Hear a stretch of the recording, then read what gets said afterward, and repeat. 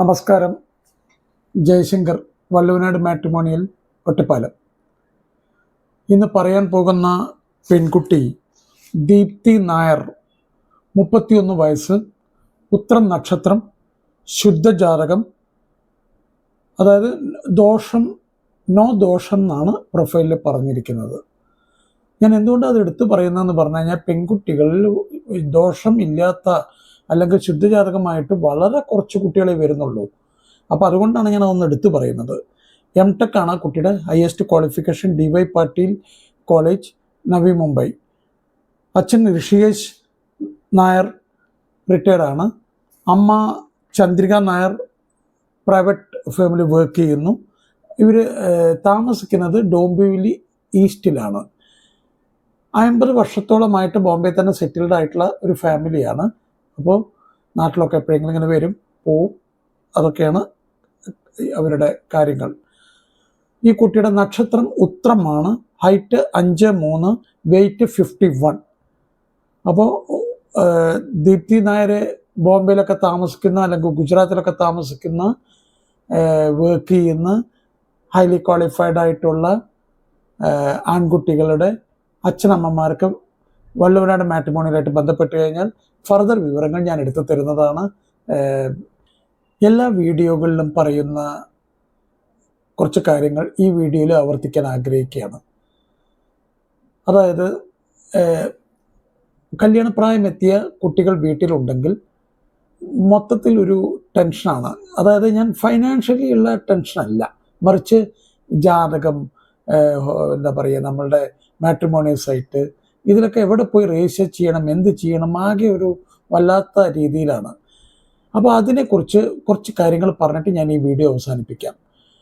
അതായത് നമ്മൾ ശ്രദ്ധിക്കേണ്ട കാര്യം, ആദ്യം ചെയ്യേണ്ടത് വിവാഹപ്രായം എത്തിയ കുട്ടിയുമായിട്ട് നന്നായിട്ട് സംസാരിക്കുക, അവരുടെ അഭിപ്രായങ്ങൾ നന്നായിട്ട് മനസ്സിലാക്കുക. അവർക്ക് അവർ ചിലപ്പോൾ പറയും ഇത്ര ഹൈറ്റ് വേണം, ഇന്ന ക്വാളിഫിക്കേഷൻ വേണം, ഇന്ന ലൊക്കേഷൻ വേണം. ഇതെല്ലാം നമ്മൾ കൃത്യമായിട്ട് മനസ്സിലാക്കാൻ ശ്രമിക്കണം. ഇത് മനസ്സിലാക്കി കഴിഞ്ഞു കഴിഞ്ഞാൽ വളരെ എളുപ്പമാണ് ബാക്കി കാര്യങ്ങളൊക്കെ. അപ്പോൾ 100% അവർ പറയണമെന്നൊന്നും മീറ്റ് ചെയ്യാൻ പറ്റില്ലെങ്കിൽ പോലും കഴിയാവുന്നത്ര മനസ്സിലാക്കുക. അപ്പോൾ ആദ്യം ചെയ്യേണ്ടത് അവരുമായിട്ടൊന്ന് സംസാരിക്കുക. അതിനുശേഷം നിങ്ങളുടെ തറവാട്ടിലെ, അമ്മ വീട്ടിലെ തറവാട്ടിലെ ധർമ്മദൈവങ്ങൾ അല്ലെങ്കിൽ കുടുംബക്ഷേത്രം അങ്ങനെയൊക്കെ ഉണ്ടെങ്കിൽ ഒന്ന് പ്രാർത്ഥിക്കുക, നന്നായിട്ട് പ്രാർത്ഥിക്കുക. അതിനുശേഷം നിങ്ങൾ ചെയ്യേണ്ടത് നല്ല ഒരു വൈറ്റ് പേപ്പർ എടുത്തിട്ട് പ്രൊഫൈൽ ഒന്ന് എഴുതി ഉണ്ടാക്കുക. അതിൽ കൃത്യമായിട്ട് മെൻഷൻ ചെയ്യേണ്ടത് എഡ്യൂക്കേഷൻ മസ്റ്റായിട്ട് എല്ലാ ഡീറ്റെയിലും വേണം. സബ്ജക്റ്റ്, അവർ ഏത് കോളേജിൽ നിന്നാണ് പഠിച്ച്, ക്വാളിഫിക്കേഷൻ എന്തൊക്കെയാണ്, എല്ലാ കാര്യങ്ങളും എഡ്യൂക്കേഷൻ മസ്റ്റായിട്ട് വേണം.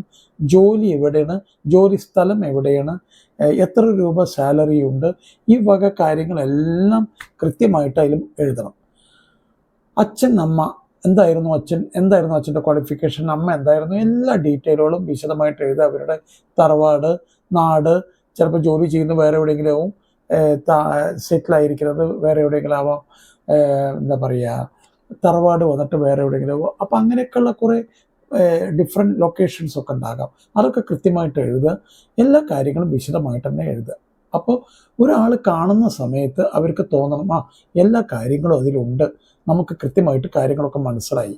അപ്പോൾ ജാതകം പ്രത്യേകം പറയേണ്ടതില്ല, ജാതകത്തിൻ്റെ കാര്യങ്ങളും എഴുതണം. കഴിയാവുന്നത്ര കുറച്ച് ജാതകത്തിൻ്റെ വിവരങ്ങൾ എഴുതുക.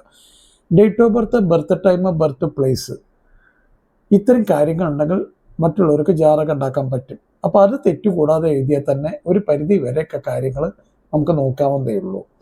ജാതകത്തിന് ആവശ്യമില്ലാത്ത കാര്യങ്ങൾ എഴുതി വയ്ക്കാതിരിക്കുക. എത്ര ദോഷമുണ്ട്, അത്ര ദോഷമുണ്ട്, അതാണ് ഇതാണെന്നൊന്നും പറഞ്ഞിട്ട് വായിക്കുന്ന ആളുകൾക്ക് പേടിപ്പെടുത്തുന്ന രീതിയിൽ ആവരുത്. അപ്പോൾ അതൊക്കെ ഒന്ന് ശ്രദ്ധിച്ച് മനസ്സിലാക്കി പ്രൊഫൈൽ ഭംഗിയായിട്ട് തന്നെ എഴുതി ഉണ്ടാക്കുക.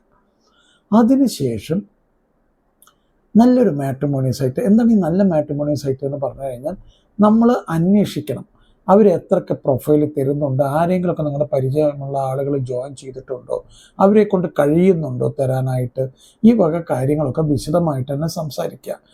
അപ്പോൾ അതൊക്കെ സംസാരിച്ച് അവർക്ക് ചിലപ്പോൾ കല്യാണം ശരിയായി കഴിഞ്ഞാൽ ഇത്ര രൂപ എന്നൊക്കെ പറയുന്ന ആളുകളുണ്ട്. അപ്പോൾ അതെല്ലാം നന്നായിട്ട് മനസ്സിലാക്കണം. അങ്ങനെ വല്ലതും ഉണ്ടോ എന്ന് കൃത്യമായിട്ട് ചോദിക്കണം. അപ്പോൾ അങ്ങനെയൊക്കെ ചോദിച്ച് നിങ്ങൾക്ക് ഓക്കെയാണ് തോന്നിക്കഴിഞ്ഞ് കഴിഞ്ഞാൽ അവിടെ രജിസ്റ്റർ ചെയ്യുക. രജിസ്റ്റർ ചെയ്തതിന് ശേഷം പ്രൊഫൈലുകൾ വരാൻ തുടങ്ങും. പ്രൊഫൈൽ കിട്ടിക്കഴിഞ്ഞ് കഴിഞ്ഞാൽ മകള് അല്ലെങ്കിൽ മകനുമായി സംസാരിച്ച് അത് പ്രൊഫൈൽ കാട്ടുക, ഫോട്ടോ കാട്ടുക, ഇതൊക്കെ കണ്ട് അവർക്ക് ഓക്കെ ആണെങ്കിൽ അതുമായിട്ട് മുന്നോട്ട് പോവുക. മുന്നോട്ട് പോകുന്ന സമയത്ത് കഴിയാവുന്നത്ര കുട്ടികൾ പുറത്ത് വെച്ച് കാണണം, നന്നായിട്ട് സംസാരിക്കണം. ഫോണിൽ കൂടെ തന്നെ അല്ലെങ്കിൽ വാട്സപ്പ് ചാറ്റിൽ കൂടെയൊക്കെ നന്നായിട്ട് സംസാരിക്കുക. എന്നിട്ട് പുറത്ത് വെച്ച് കാണുക. പുറത്ത് വെച്ച് കണ്ടതിന് ശേഷം മാത്രമേ പെണ്ണ് കാണാൻ ചടങ്ങും കാര്യങ്ങളൊക്കെ നടത്താവൂ. ഇല്ലാതെ വെറുതെ ചാടി കയറി പെണ്ണ് കാണാനൊക്കെ പോയിട്ട് നോ എന്ന് കേൾക്കാനുള്ള ഒരു ഏർപ്പാടുണ്ടാവരുത്.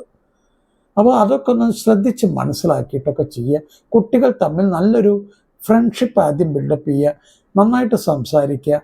മെഡിസിൻ വല്ലതും കഴിക്കുന്നുണ്ടോ, ജോലി എവിടെയാണ്, വല്ല ലോണുകൾ വല്ലതും ഉണ്ടോ, ഇങ്ങനെയൊക്കെയുള്ള ഒരു മിനിമം ലെവൽ റിക്വയർമെൻറ്റ്സ് എല്ലാം ചോദിച്ച് മനസ്സിലാക്കുക. അപ്പോൾ ഇതൊക്കെ ചോദിച്ച് നല്ലൊരു ഫ്രണ്ട്ഷിപ്പ് ആയതിനു ശേഷം മാത്രമേ പെണ്ണ് കാണാൻ ചടങ്ങിനൊക്കെ പോകാവൂ. പെണ്ണ് കാണാൻ ചടങ്ങിന് മുന്നേ പുറത്ത് വെച്ച് കാണാൻ ശ്രമിക്കണം.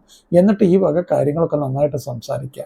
അങ്ങനെയൊക്കെ ചെയ്യുന്ന സമയത്ത് റിട്ടയർഡ് ആയിട്ടിരിക്കുന്ന അച്ഛനമ്മമാർക്ക് അതേപോലെ തന്നെ കുട്ടികളുടെ ദാമ്പത്യ ബന്ധം എല്ലാം വളരെ ഭംഗിയായിട്ടാണ് മുന്നോട്ട് പോകുന്ന കാഴ്ച കാണുന്നത്.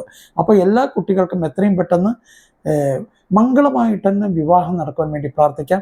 നന്ദി, നമസ്കാരം. ജയശങ്കർ, വള്ളുവനാട് മാട്രിമോണിയൽ, ഒറ്റപ്പാലം.